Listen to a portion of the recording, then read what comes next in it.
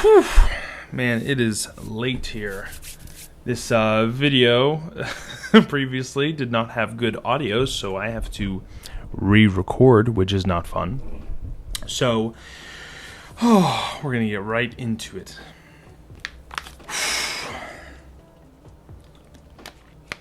Oh boy, oh boy, oh boy. Another video.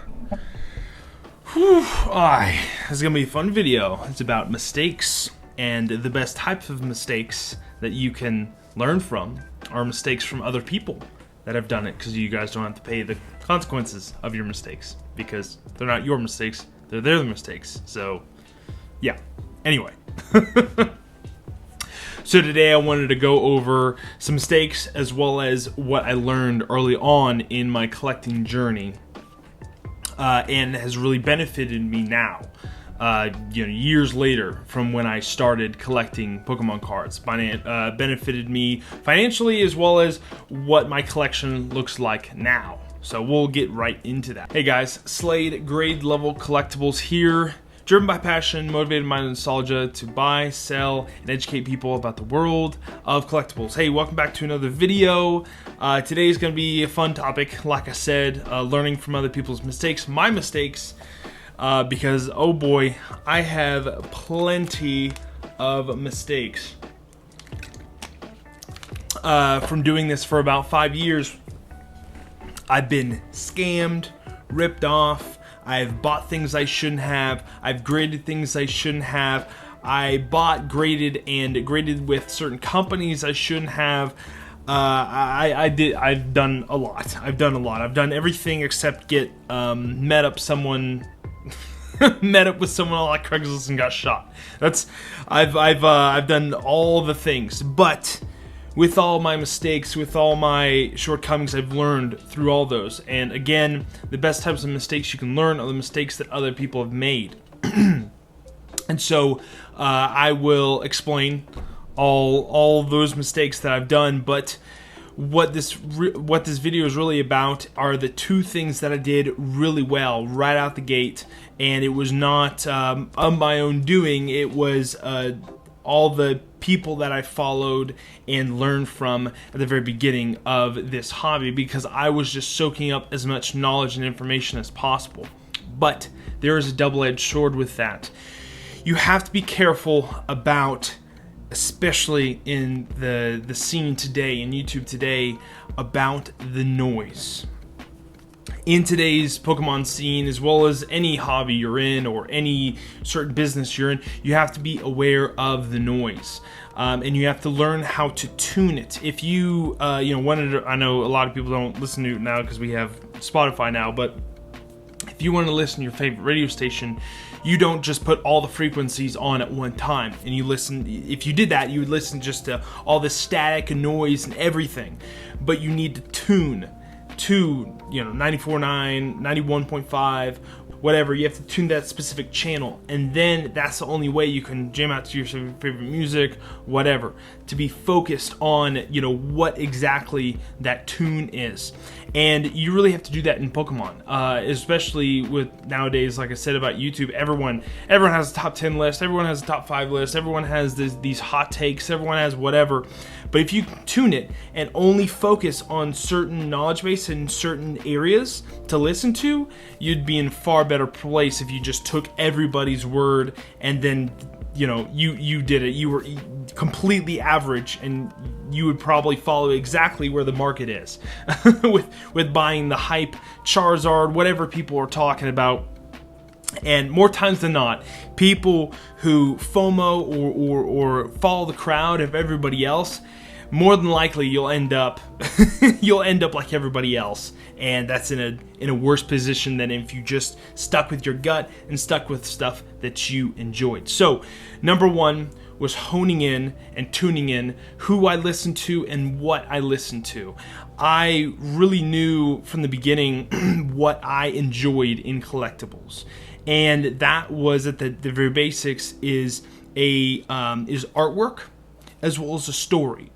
I love the different stories behind the collectibles, like the different releases, and specifically in Japanese. The Munch promos, Mario and Luigi promos. You have the Festive Pikachus. Going on to that, this wonderful 2014 Festive Pikachu. This is one of the cards that early on I saw. I'm like, man, that's a really nice card. I got to get more of those. And when the uptick in popularity of Japanese cards, like 3 months ago happened, I was then and there selling those cards. And I was aware of, what can I easily obtain and what can I not easily obtain.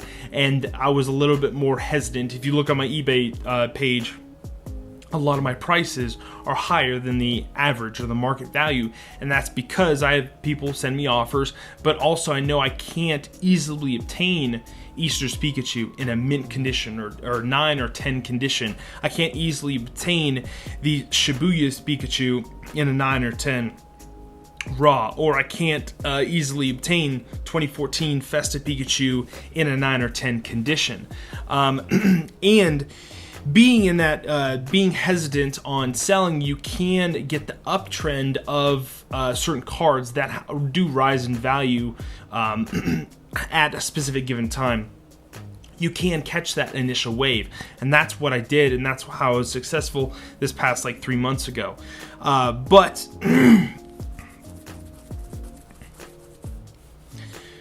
But again, I just focused on the things that first of all, I honed my tuning of what I listened to, as well as I collected what I loved. I know it's a double-edged sword, being a collector and a seller in the hobby that I love, because you have to make those hard decisions on selling certain products. About 4 months ago, I made the decision to sell my wonderful CP3 booster box. This is Pokekune for those who do not know. Pokekune was our generation's. It has such a unique set identity because of all the cards are related to one another, and they all actually I have an English version of one of the cards. It's the Mega Gardevoir. All the cards of Pokekune are interconnected, where they all have the same style. So you look at this M Gardevoir EX, and you'll see in the video, but it has the charms on the left side, has kind of like a kind of girly type of the charms and everything around, and the sparkles and the holofoil. That was the set identity with Pokekune. Every single card, all the holofoil, was hearts. The holofoil is just amazing in that card. It had all the evolutions and very cute, cutesy type of display. Had Pikachu, had a Charizard as well on the holos. It's just a phenomenal set. And in Generations, it's expensive, but holy cow, in Japanese, it is extremely expensive. I sold my sealed booster box for $6,000 to a Japanese fellow. And if you compare that to Generations didn't come out with a booster box. It came out in like a specialty set, just like a Champion's Path. And if you got the equivalent of 36 packs, it's around $2,000. But the equivalent of MSRP to Japanese to English, it's about 2.5 booster boxes is the English equivalent. So you're looking at like $15,000 in equivalent value, comparatively how many cards you get in and everything. But so it is such a unique box that I was able to obtain. I obtained it for $1,700, sold it for $6,000. So it was such a great opportunity for me to to move that money into other things. But as you can tell, I have the booster box. It's empty. I had the opportunity to buy 3 of these booster boxes, all emptied. But I just love the display ability of Japanese. Well, those aren't that expensive. It's empty anyway. But I just love the display ability of these booster boxes on my shelf. And it doesn't take away from, I got rid of this as like an investment opportunity. I got rid of it, but I still have the artwork. So that's just the double-edged sword being a business owner. Another thing, I had about 5 of these Festa Pikachus, and I had to sell them off. I didn't sell all of them, obviously. I have the 9, and then I have one other 10. But it's just the way it is. I obtain and I collect the things that I enjoy, and I sell the things that I enjoy and collect. Because I know, at the end of the day, if you collect something that you enjoy and that you love, more than likely there's going to be another person that will collect and obtain and want the things that you enjoy and collect in the future. So, at the end of the day, if the product doesn't go anywhere, it can't sell, you'll still enjoy having the product. And that's kind of my viewpoint on all of this. If I can't sell anything tomorrow, this all will just go in my personal collection because I just love and adore these cards. That's kind of the downside of my business as well. Besides selling the things that I enjoy, I need to get better at buying different things. I have all these cards. I have like 5 or 6 copies of the same thing graded in the same grade, but I only have around 120 cards, different cards, and I don't list all of them at one time. But that's just a downside. I want to have more variety of things for my customers and everything. So that's the thing that I need to get a little bit better on.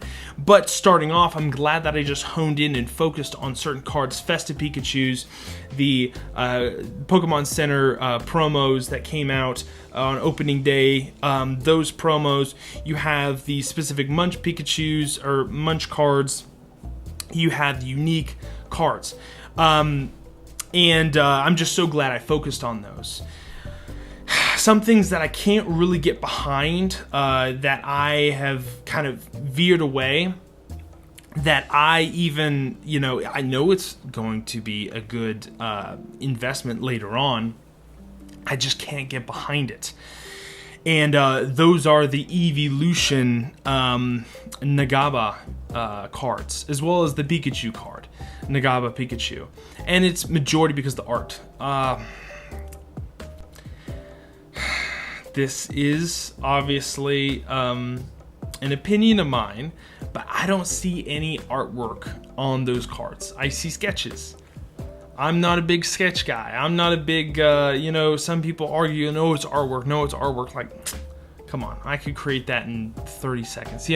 It's a big opinion, yes, big opinion, hot take, but I just do not find those cards attractive.